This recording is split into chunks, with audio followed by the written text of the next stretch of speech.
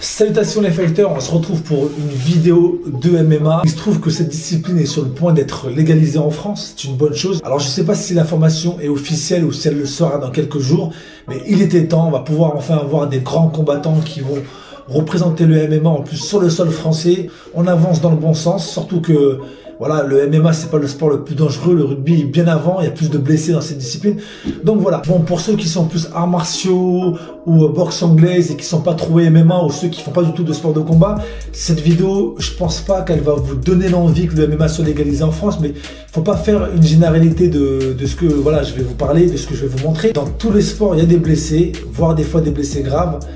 Il faut vivre sa vie. Maintenant, je pense que la plupart des médecins et des arbitres qui sont là lors des combats font en sorte de minimiser les risques. Alors là, ça se passe lors d'un événement, le Cash Fury Fighting Championship.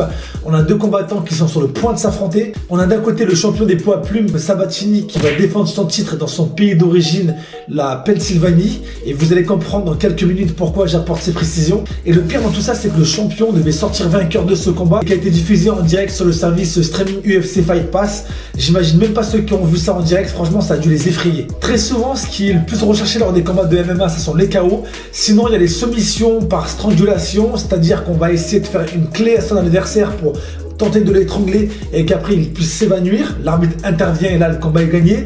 Ou sinon, il y a une autre alternative. Il y a des combattants qui sont spécialisés dans ce domaine. Je pense notamment au jiu-jitsu où on vient faire des clés. Ça peut être une clé de bras, une clé de cheville, au niveau de la jambe. La personne qui est en train de se faire soumettre, si elle ne tape pas 3 fois, et ben qu'est-ce qui se passe? Clac! Ça pète, c'est radical. Et là, c'est ce qui s'est passé malheureusement lors de ce combat. Bon, je vais vous montrer la vidéo. Soyez rassurés, je vais pas la mettre entièrement parce que âme sensible s'abstenir. Je vais la flouter ou la couper au moment où il y a le cassage.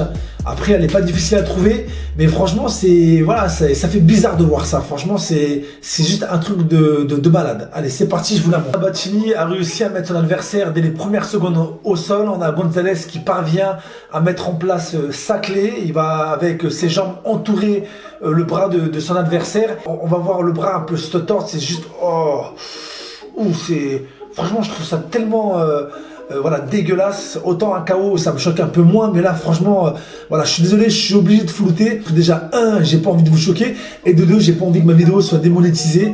Donc voilà, s'il y en a qui veulent se torturer l'esprit, je pense que la vidéo, ils auront aucun mal à la trouver. Mais voilà, je la mets pas. Maintenant, la question que je me pose, je me demande pourquoi Sabatini s'est pas arrêté. Est-ce que c'est pas le fait qu'il soit favori, qu'il soit champion? Il refuse de perdre le titre, il est dans son pays d'origine et il refuse de perdre par fierté. Alors là, si c'est la fierté, c'est très grave parce que je trouve ça complètement débile. Il a juste à taper 3 fois, c'est terminé. Bon, il perd, c'est comme ça, mais au moins il conserve son bras. Et là, non, il va jusqu'à se laisser casser le bras. Pourquoi en finale, voilà, il a perdu de toute façon, ça l'a pas fait gagner. Puis la dernière question que je me pose aussi, les contrôles antidopage se font dans certaines fédérations. Après, est-ce que ça se fait partout? On se dit, le mec, c'est pas possible. On le voit que le bras est sur le point de casser. Donc avant que le bras casse, il y a quand même une douleur qui t'alerte et qui te dit, aïe, attention, là, faut arrêter. Et là, on voit vraiment le bras se tordre et il continue, il tape pas. Je veux bien que les gars qui font du MMA ont une certaine capacité à la douleur, à encaisser la douleur, ils sont formés à l'entraînement. C'est comme, voilà, les maîtres Shaolin. Ça, par exemple, moi je tords des lances, j'apprends à mes élèves aussi à casser des bâtons, donc il y a l'acceptation de la douleur, mais il y a quand même des limites. Vous les fighters, quand par exemple vous marchez chez vous et que vous frappez les orteils dans le coin d'un meuble, ça on le sait tous, on est tous passés par là, ça fait hyper mal. Alors là, j'en vois déjà venir me dire oui, mais là c'est pas pareil, il y a l'adrénaline, il est à fond dans le combat. Non mais attends, je sais pas si vous avez vu le bras, c'est juste horrible. Et j'ose même pas imaginer le bruit que ça a dû faire, parce que là, il y a le bruit, il y a la foule, on n'entend rien, mais l'arbitre il a dû entendre un gros crack. C'est d'une violence. Ça fait penser aussi à un combat de Anderson Silva qui avait mis un coup de pied à son adversaire et lorsqu'il avait frappé, son tibia en fait s'était cassé en deux net comme du verre. Les images sont assez impressionnantes. Lui c'est différent, c'était pas une clé, voilà, il a mis le coup de pied, voilà, il y a eu os contre os, ça a cassé. Ça arrive pas souvent, mais c'est parfois arrivé lors de combats en MMA. On peut trouver facilement des images sur internet. Ce qui me dérange le plus avec la clé, c'est que le mec il aurait pu frapper 3 fois, voilà, l'arbitre aurait arrêté le combat et c'était terminé.